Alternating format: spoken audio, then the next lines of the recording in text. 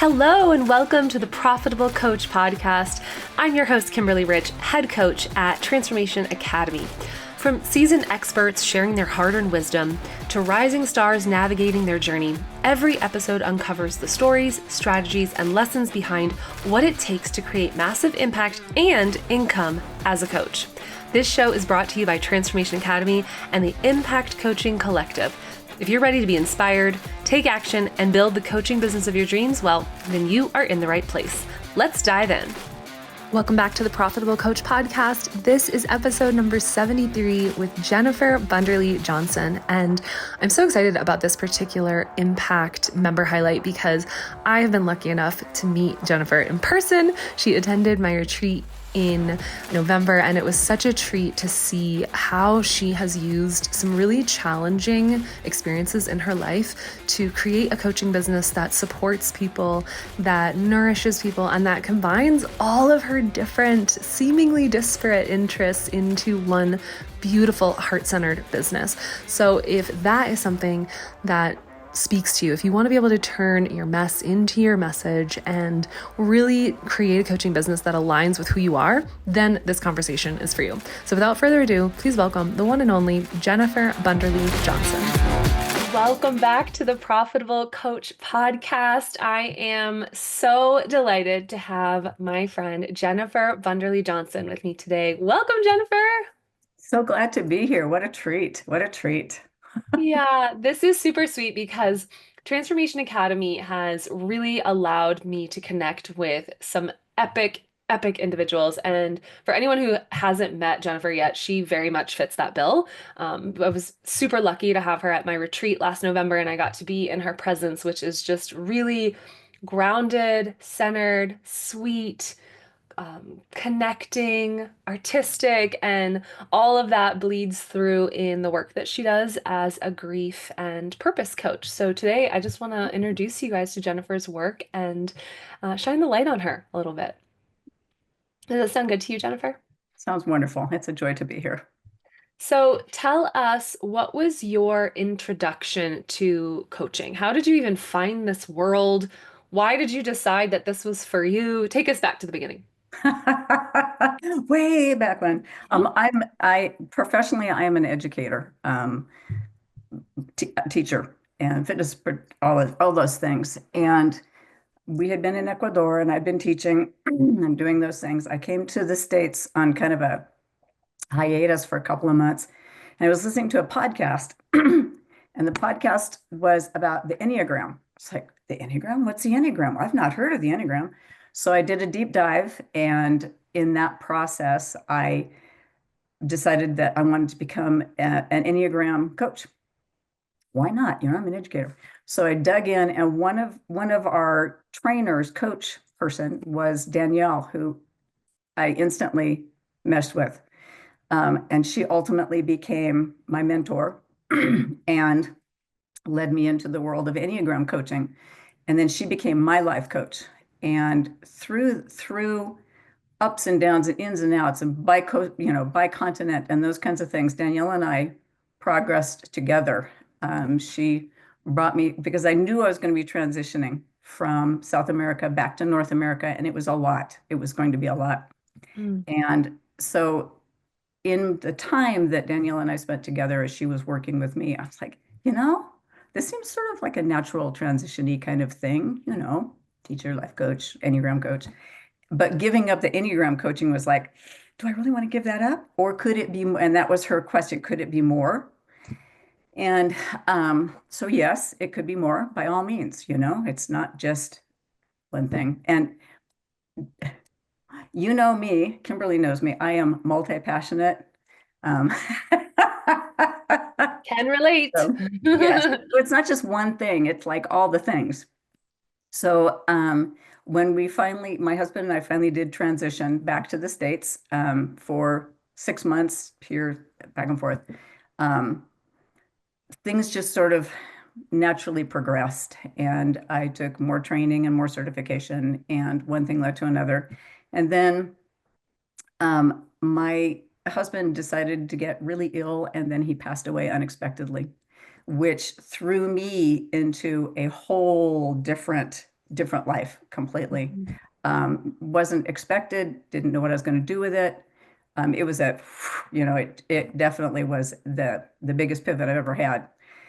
And that process, fortunately, I was in a place with a coach, but that process brought me to multiple other modalities of somatic work and um, grief work and all these things. And it was just kind of like, okay, here's the next progression. And because of the coaches that I worked with as a grieving widow and still work with, I was introduced to the prospect of grief coaching, and it's just me. It's who I am. So I now work with women. I work with widows specifically, and we process through grief. I am their compassionate and empathetic guide, and we walk the path. And there are multiple ways. It depends on the individual. So Yeah. there's multiple ways that we work through this grief coach thing. Yeah. I'm curious if working with clients to move through their grief contributes to your process of continuing to move through your own, or if you feel like you've completed that cycle. It's interesting. There is no completion per se. There's a path and there's a Yeah. journey, and it changes as time goes on. It doesn't end. There is no end in sight per se, but they're working with the women that I work with. There's definitely an empathy. I mean, I get it. I'm there with you. I'm a sister widow, but it definitely helps me with mine as well. In the beginning, it was difficult. Yeah. I have a t-shirt that says I cry when I work My because gosh. it's And also relate. I a feel like I need one of those. exactly. Yes. So it is transformational in multiple ways, and my journey continues to inform my practice as a grief coach. And we're all unique, and we're all journeying together. Yeah, Yeah, it's it's a so gift. interesting the timing of this conversation because just this morning I had a guy friend here in town reach out to me and he had seen a post I created a couple weeks ago about an ex-partner of mine and finding out that he had taken his life and finding out months after it had happened. And kind of going through this process of grieving him for a second time because when we parted, it wasn't really mutual. It wasn't quite the level of respect that I would typically ask of a separation. And so it took me a lot of months to move through the grief of that the first time. And so this friend who reached out to me, he expressed that he's moving through some grief and he picked up a book called The Grief Recovery Method, which I have other Oh, dear friends who are trained in that and they teach other people yeah. how to facilitate that. And it was just so moving that this guy who I've had mostly surface level, I mean, I don't really do anything surface level, but Yeah. at least joyful conversations with, felt comfortable enough to reach out to me because I felt comfortable enough to share that experience on my social media. And so now we might partner up to be grief buddies in this grief recovery method book Excellent. because I realized while I'm doing pretty great in terms of that particular thing, there are other aspects in my life that I have not fully grieved. And I was just like, wow, I feel so honored and I have so much respect for him. And what a really sweet thing. Um, I don't know. Right before this conversation, I just felt like it was worth mentioning. That's yes, I am also a grief recovery method specialist, and it's powerful. That's so beautiful of him to offer that and to come alongside of you in that way. That's an invitation to anyone who's hearing this. This is, the people need us. They need us to come Yeah. alongside of them, and it doesn't have to be uber formal, but working through the grief recovery method, it's powerful, and I'm so grateful that you have someone to walk that with you. And feel free to reach out to me if you have a Thank you. need. It's yeah, yeah. Thank you. Yeah. And it just, for me, it was really a testament of you never know how you're impacting people and the way that you might be inviting them to open up and to go deeper within themselves. I mean, this friend, when we first got connected, I would send him voice notes and he would be like really averse to sending a voice note back, really averse to listening to them. Like that was just not his way. And this morning he's responding all in voice note, so he's mirroring the way that I had communicated. He's acknowledging and thanking me in every voice note for having opened up and like given more context. I mean, it was like I was talking to a different person. Wow. And I was just like, wow, this is so cool to watch people be on their path, you know? Yes, it is. And I can only imagine the amount of people that you've been able to touch simply by owning your process and being brave enough to like be in the process.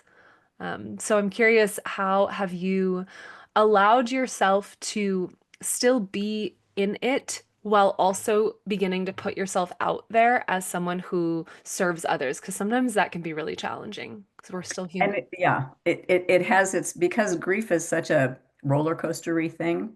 And this particular, my husband's death set off an avalanche of all of my other unprocessed griefs. All Mm, of my family members, it was a lot. It was a lot that I didn't realize, and you are now realizing the griefs that you haven't processed. And so that was eye-opening for me in the respect that, okay, I still have like some work to do on myself. And yeah. so I initially was just throwing open the doors and everybody come and we're going to do this. And then I realized I have to be really careful with my own boundaries. And so I'm now very conscious of it, being straightforward with the women that contact me. I work exclusively with widows now. And here's where I am. Here's where I am in my process. It's been a year and a half since my husband passed, Oh, wow, and so recent. yeah, and so there are definitely days that I'm on it, and then there are other days that I'm less on it, just because Because you're in um, it. exactly, exactly. And because all the modalities that I use everything. I mean, I'm homeopathic, aromatherapy, all of the things, emotional freedom technique, all the things. And those are what I offer to my clients as well. It's multimodality. And I, there are like today was I don't have a client day today. So today was a little angsty this morning and I recognized it. I was like, okay, that's okay. This is Yeah. going to inform me. I journal it. And then, when someone comes to me that has an angsty day, we talk through it. Yes, exactly. Really, when we step into the position of coach, we get to decide that every emotion, every experience is a gift because even if it doesn't feel like a gift for us in the moment, it might be a gift for someone else later because we've been through it and we can be able to access compassion for what they're going through in a way that we wouldn't have been able to otherwise. I mean, I've been pretty forthright about having to file bankruptcy when I got sued. And there are so many people who have come forward to me and been like, oh my gosh, my financial situation has been one of the sources of my greatest shame. And hearing your story was so liberating to me because I can see what it's like on the other side of something that a lot of people have a stigma around. And I was like, well, I'm so glad that I went through it. Maybe some of the hardest months of my life, but in retrospect, I'm stronger for it. One thing that popped into my mind earlier as you were talking about Enneagram was I wonder if there's a different way to coach people through grief based on their Enneagram. Yeah. Definitely. Oh my Yeah, gosh, yeah, tell me about that. I'm a yes. seven. I'm pretty sure you're a seven. No, I'm a 9 with a 1 wing. A nine. So Oh, I'm a perfectionist peacemaker. Very, very much so, because our personality is how we process. right. And so, when I'm working with a 4 is very different than when I'm working with a 7 or and not What would everyone, you tell a seven? yeah. Own it, girl, own it. It's okay. It's okay to feel the feels. Yeah. Oh, poor sevens. They don't want to. No, no, no, no. Let's just keep moving. Let's just keep moving. Yeah, no, it's okay. You It's can be more fun to be happy. Fun being the operative word, yes. Yeah, yeah, exactly. My Pisces moon is like, nah. Yes. Oh, wow. Okay, so a year and a half ago, you pivoted. Yeah, I have a story that you were taking clients prior to your husband getting sick, right? I was. Yeah, okay. Tell us about some of the earliest clients that you called in and what were the processes that you were using since historically all of your clients, your students, were just given to you, right? Right, You work at right. the school, the students come. So how did you find the people to work with when you were first starting? Um, they found me basically. I was in a job, a full-time job, and one of the positions that got foisted on me, basically, I did not ask for it, but I was given the opportunity. It was a get to. I became a memorial service coordinator, which, yeah, yeah. It just kind of, it's like, all right, here you go. This seems to be something that you can do. And so I was an event planner and a and memorial service coordinator. In that role, I'm working with basically widows, widowers, family members um, of the deceased. And so we're taking it from, I mean, I would get calls in the middle of the night. My dad just died. I need help. Or my brother just died. He's in another state. I need help. And so it was a big leap. It was like, okay, we're going to use every skill that we're going to learn. So basically, in that position, you're taking them from the height of it and you're working your way through it. Mm, And it was frequently it was families that I was working with because it wasn't only just the spouse necessarily or the daughter or whatever. yeah. So I it was a lot of people and it was a lot of time and we just worked through it and it was just me with them and we stepped through until I could bring them to a point where they could transition in another way Hmm. because my full-time job didn't necessarily enable me to maybe plan a year with somebody that I was trying to coach. So we could Was get this before you moved back to the States or once you guys were back in the this States? was once we were back in the States. Hadn't intended to be here full time, but that's how it wound up. Yeah, And so I was doing that and doing that intensely when my husband passed. And I just kept doing it. Like I'm just gonna, buckle down. I'm just gonna plow through because this is what I do. This is who I am. After about 4 months, um, I, I couldn't. Like I hit my wall and I lovingly released everybody and said, I'm going to have to take some time to heal me because totally. this is where I am. And there wasn't anybody that had a problem with that. I was able to bring these people to another coach and another place that they could be supported. Hmm. And so then I took my time to do my own. That's when I started, I started searching for my own grief support and learned a lot in the process. And my nature is, so I'm looking for grief support. So I'm going to train as a grief coach. Yep. Well, that's a very seven thing, which is why I asked. Yeah. Sevens like to teach what they've just learned. Yeah. Yeah. I must. Yeah. Well, yeah, my triad has a 7 in it. So yeah. Oh my gosh, amazing. Yeah. And Yeah. how have the ways that you serve people or the types of offerings that you provide shifted over the years? Um, I am rather than step by step by step, I am able to, as I see the individual needs certain alternative modalities, I'm very holistic. Hmm.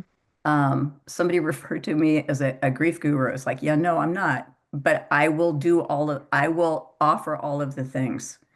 Um, and that seems to be more natural for me. Hmm. It's, it's, um, it's where I have benefited the most and I can offer the most to the women that I work with. And intuitively if something's like if I'm thinking homeopathy and she's like, yeah, all right. I don't, that's okay. I mean, that's okay. I don't force anybody to do anything, but it's an option. And I know Mhm. the successes of some of these options. Well, and this is why I think it's so important to be focused on what is the transformation that someone's looking for.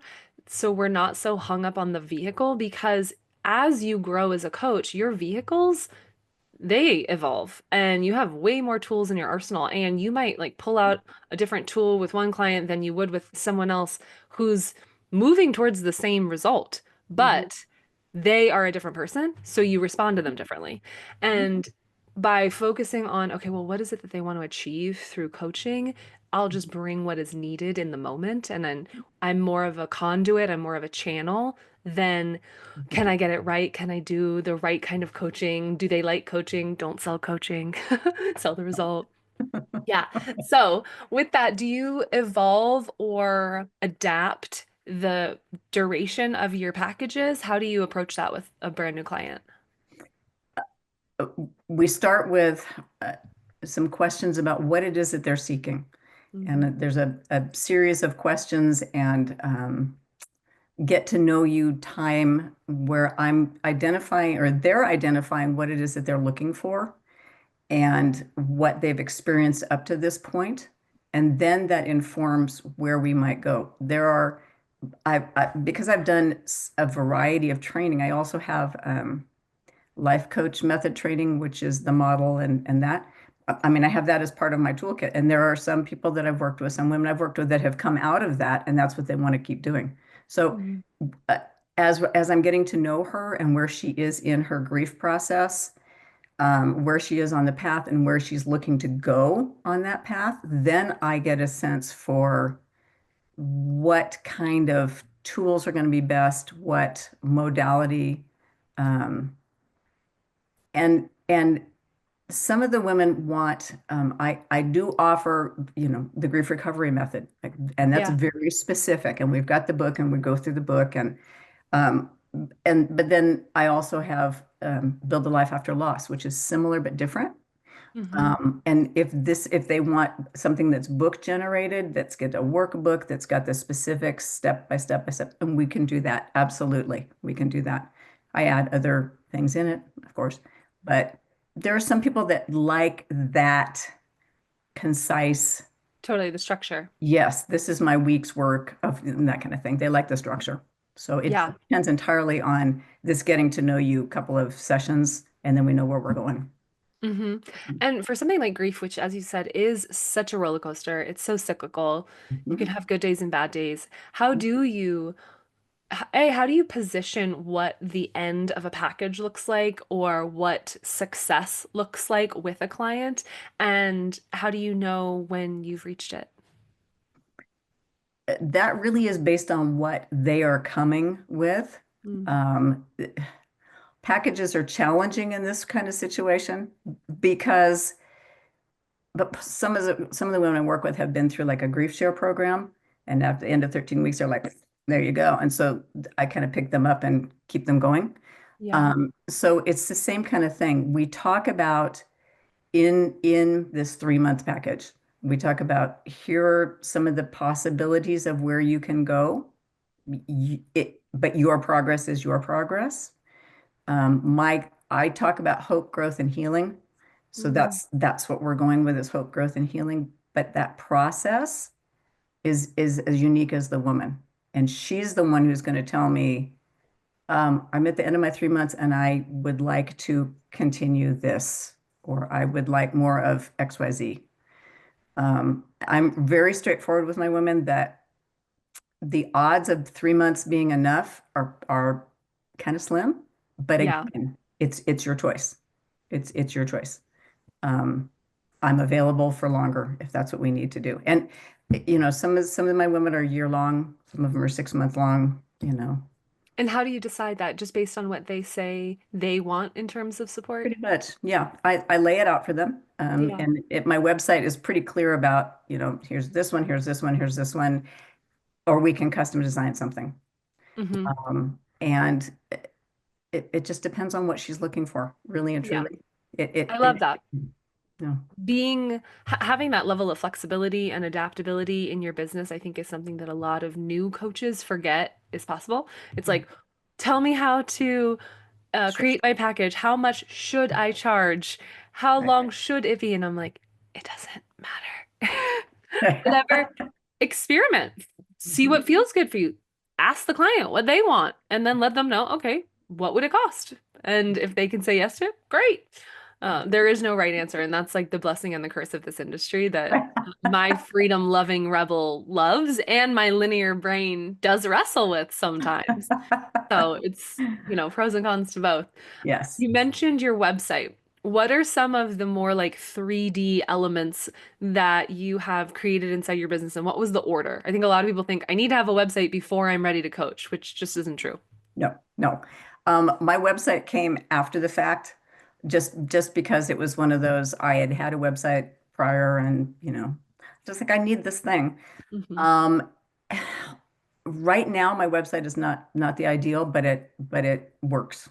It Hmm. is what it is. And it has some information about me, it has some information about um some of the ways that we work toward hope, growth, and healing. Um, it explains that I'm with you on this journey. And that's really, really clear. The most important for me in what I do is I want my client to know that I'm beside her. I Hmm. am with her, and she's not alone. I'm with her.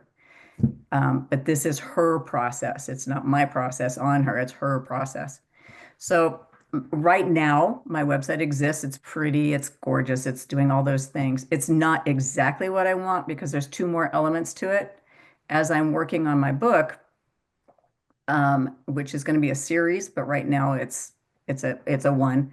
Hmm. Um, I want to be able to use my website to have access to it because ultimately it's going to be a resource for other coaches and ministry people and that kind of thing is ultimately where this book is going to go. Um, but I want to be able to offer pieces of it via my website, via my blog and those kinds of things. So that's the next step. Well, and I love that you said that because I think that, again, a lot of people get hung up on the tech side of things, Yeah. can get lost in the pixels, thinking they need a website before they do anything. Mhm. And as someone who has not updated her actual website in many years, but has continued to build out the necessary sales pages on another platform, I can tell you it doesn't actually matter. And even people who come to my website now, they don't know that this copy was written so many years ago. If the core of it is still the same and like the overarching mission is still there, then they get enough information to be able to book a call. And Mhm. and that's all that Mhm. matters. And Exactly. one of the things that I want to constantly remind people of is by getting out there, like you coming on this podcast now, you never know how many months or years from now someone's going to find this and be like, oh my gosh, I need to work with Jennifer and go to your site because I literally get new clients, new one-on-one clients all the time who find me from podcast interviews or course Mhm. collabs that I did over 8 years ago. And they find the collaboration, go to the TED Talk, come to the website, and then book a call. And Mhm. half that like chain of events is somewhat outdated, but it doesn't matter Right. because the energy that it was created with is the same. Mhm. So Beautiful. I know this is not your first book. No. In fact, this is what number? This one is four. And Number 4. yeah, this one's going to be part of a series. And I'm super excited about the series. This first one is for widows specifically, and then it'll grow. And Mm. I'm really excited about it. I'm excited that it's going to be used as a resource for for grievers. I'm so excited about the prospect of that because writing is a super passion of mine, as you know. Mm. And I stepped away from it for a long time, and now I'm back, and I'm back full bore and really, happily there. Thank you for letting us tear you away for a little. What were the first books about and when did you create those? Um, Originally, most of my books had to do with education, and passion as a teacher and really meeting students at their point of need. Again, it's when to me, my philosophy is I'm not going to expect my students to do something that I'm not willing to do. Mhm. Um, Calculus, I don't do calculus. I'm not going to ask my students to do calculus. So that was the that was the impetus of the first one. It was because I had a lot of student teachers that were, well, I'm not going to do that. It's like, well, then why would you ask your student to just, Mm. why would you ask your student to do this? Think about it. What's the Yeah. philosophy there? So that's where the beginnings of them came from. And I've written a couple children's books. And then Carpe Diem is my thing. It's my business is Carpe Diem coaching, seize the Mm. day. And I really, really believe that this is the one we've got, and this is the one we're going to seize. And Mhm. so that's led to some other writing that I have done.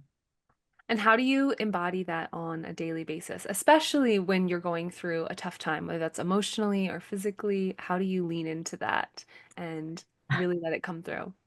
I try and take my life literally because of all the unknowns. I take my life one day at a time. Mm. And that's part of my nineishness as well. Excuse me. Um, but each day has a lot of value and a lot of beauty and a lot of challenge and a lot of growth within that day. And so the concept of carpe diem is see all those things in that day and nestle in those. Mm. Yeah, and tomorrow is semi based on today, but tomorrow's a unique identity. And again, we're not guaranteed tomorrow. My husband's death was a real whack in the face on that one. It's like that was not our plan, Mm. not at all. So, Yeah, I have um, an acquaintance that I know through my community when I lived in Bali who passed away kind of suddenly. He's around my age. In his sleep, I think it was a blood clot in his lungs. But he was a prominent member of the community, and I think it was a real awakening for a lot of people because you just assume this, gregarious, radiant man who is so well connected and so playful has many more years. And mhm, so, kind of like a jolt to be reminded that, like you said, mhm, nothing is assured. yeah, And I right. think that during the productivity life coach certification program, one of the invitations that I gave to the group was like, okay, if we are in this moment, like bring every part of your energy as much as possible to this very moment, so much so that you feel the air on every cell of your fingers. You feel like the sweater on your skin. It's almost like you feel your root in the seat, the hair on the back of your neck. There's like as much, almost like it's overwhelming. You start to tingle. And I was like, how often do we bring ourselves so fully to a moment? Versus Mhm, like where our thoughts are elsewhere, like I'm doing this, but I'm really thinking about that. I'm with my daughter, but I'm really this, or I'm with my partner, but I'm really that. And how much more we can access a state of flow and gratitude when we're actually not distracted and we're mhm, seizing, like you said, the moment. mhm, Even if, as you were saying, it's not a positive moment or it's a challenging moment, like how can we squeeze the juice out of it? mhm. Yes, you say it so beautifully. Yes, Such a yes. potent reminder. We do have a question from one of our live audience members, which I think is so beautiful. Vanessa, who is an organizer and she is known for creating transformation from the outside in and Mhm. really like leveraging the fact that your environment can impact your emotional well-being. She asks, do you have any advice for those who have, even after a few years, still feel stuck in time or place because the emotional space existed before their husband passed? Would you suggest they redo the environment or keep it for the memories? So even I if they're feeling stuck a few years later and the environment's the same, what would you recommend? really considering why the environment is still the same.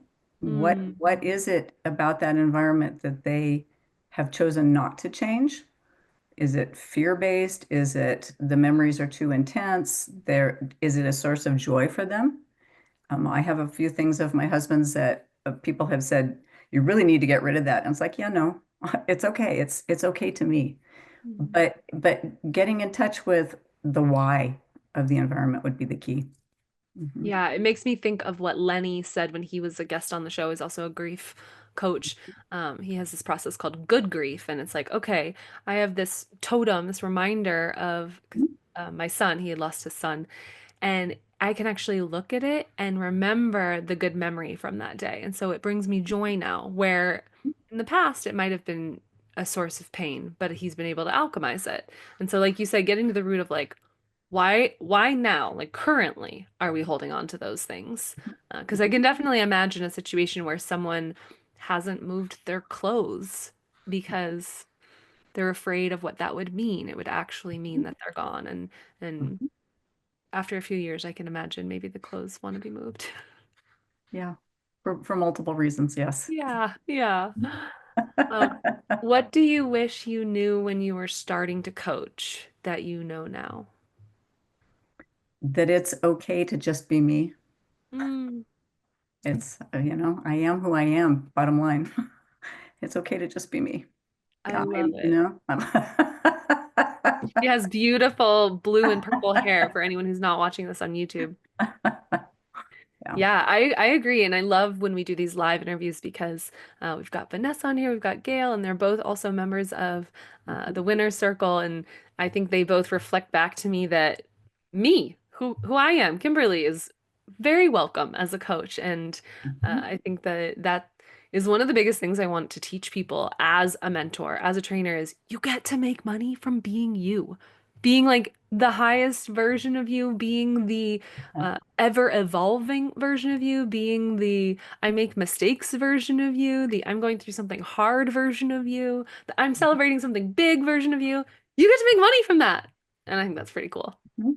Yeah, yeah, yeah. And so, Absolutely. what is next for you? I know last time we chatted, there was a potential retreat on the books. You've got this book in the works. Tell me what's coming up next for you. Well, the retreat has been the classic pivot of the pivot of the pivot. Mm. Um, we were going in a certain direction. I had two other coaches that were lined up to facilitate with me.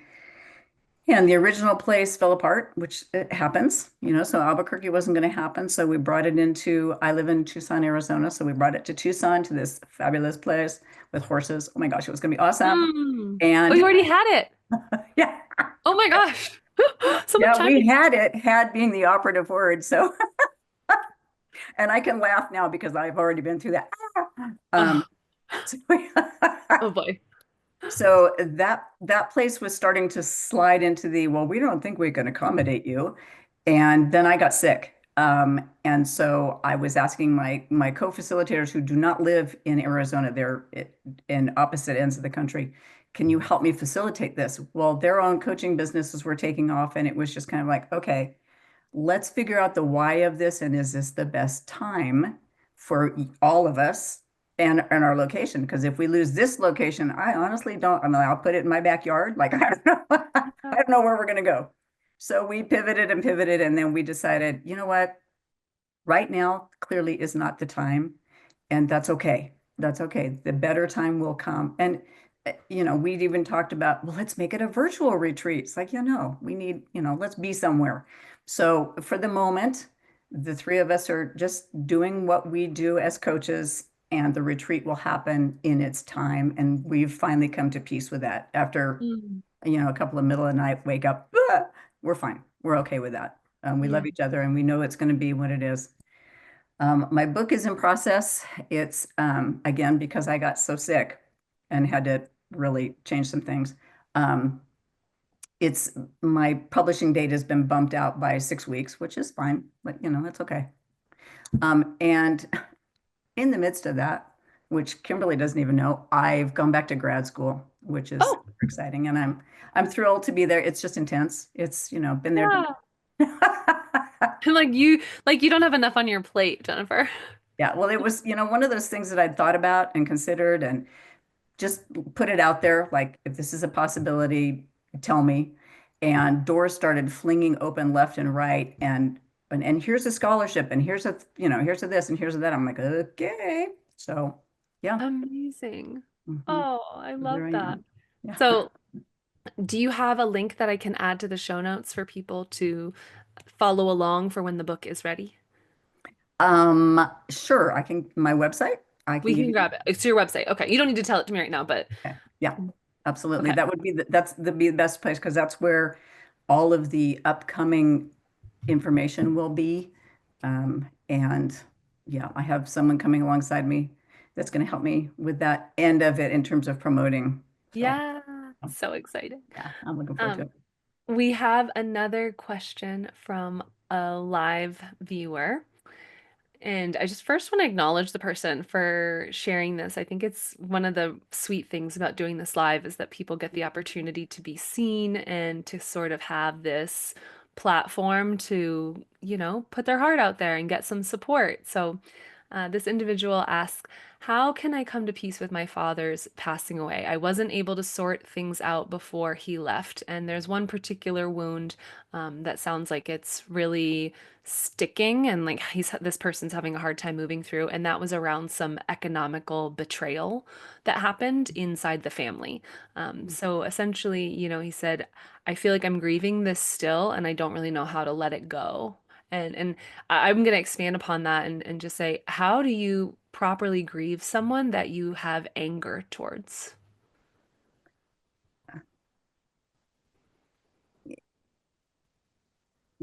The hardest but best way is to work toward forgiveness, Mhm. forgiving yourself first and working toward forgiving that person.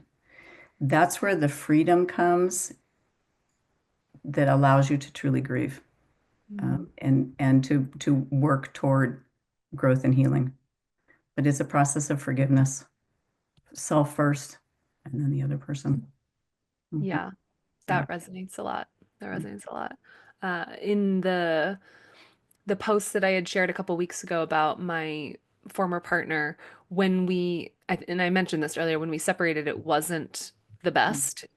He just sort of like shut down really abruptly, and in hindsight, I can see why he was struggling internally. Mhm. But it was it was a blessing that many months later I was able to receive an apology, but I don't know Mhm. how I would have been able to process his death without having first been able to move through that anger. So I have a lot of compassion for people that, are both grieving the absence of someone and people that are still alive too, grieving the absence of someone and also having a lot of anger towards them. It can be very Mhm. confusing. So I think the self-forgiveness piece is huge because Mhm. it can be easy to judge our own internal dialogue. Oh, I shouldn't be angry at this person. They're not even alive anymore. I shouldn't be angry at this person. What they did was really wrong, but I'm really angry and I don't want to be angry. And I'm also sad and that feels confusing. So, yeah, Mhm. I think, leveraging people like Jennifer to be able to like move through the crunchiness of all those emotions. Absolutely. Yes, absolutely. Yeah, Mhm. so if anyone is listening to this and you have a situation that you are trying to move through and you've been struggling to move through and you feel like it's sucking your energy and it's, haunting your dreams and making you feel things, then please reach out to Jennifer. We'll be sure to have Yes, all of her contact info in the show absolutely. notes. Absolutely. Mhm. Yeah, thank you so much for those questions. Uh, what is the thing that you are most excited about today? I'm most excited about today. Besides talking to yours truly. You know, to be honest, the season changed. We've come out of Mhm. winter and it's spring, and truly and earnestly and honestly, that's new life. And I am excited that I don't wear winter coats anymore. I don't have to wear long sleeves anymore. I'm just thrilled that here we are in the spring of life and in the spring of the season. It's just beautiful. It is. Yeah, I was talking to a friend about that. It's easy for me to forget parts of myself when I'm so covered for so many months because that's just not my core to be so covered up. Like I think my essence is to be seen, to be out there, and that even translates to like my skin. I feel better when I'm in like minimal clothing and there's feathers in my hair and I'm just like, out dancing and connecting with people. So I very much relate to this shift in season and I'm very ready for it. It's glorious. Truly. Yeah. Well, thank you so much for making the time for this. I miss you. It is so good to see you. Thank you And so much for inviting me. What a treat. What an honor. yeah, I hope to have you back when your book is out and we can talk more about how people can use it to move through the grief in their life. And then also just about like your process of going from idea to published creation. And I think a lot of people would really benefit from hearing that part of your journey as well. Gladly, gladly. Yeah, Yeah, it'd be great. beautiful. Well, Good. thank you so much to our live listeners for being here with us. And if anyone has any questions or you want to get in contact with Jennifer, we'll have everything linked up in the show notes. Thank you, Jennifer. Awesome. Thank you. Thank you all. Thank you so much for listening to episode number 73. If you want to get access to all of the resources we talked about and see where you can follow Jennifer, then head over to theprofitablecoach.com/073. We appreciate you guys tuning in. If you haven't already liked and subscribed to the podcast, please do so. Leave us a review, and if you send us a picture of your review, you'll be entered into the drawing to win access to our Impact Coaching Collective. But if you're sure you already know you want to sign up, then head over to theprofitablecoach.com/073, and there you'll get a special discount just for being a podcast listener. All right, we'll catch you on next week's episode. Sending lots of love.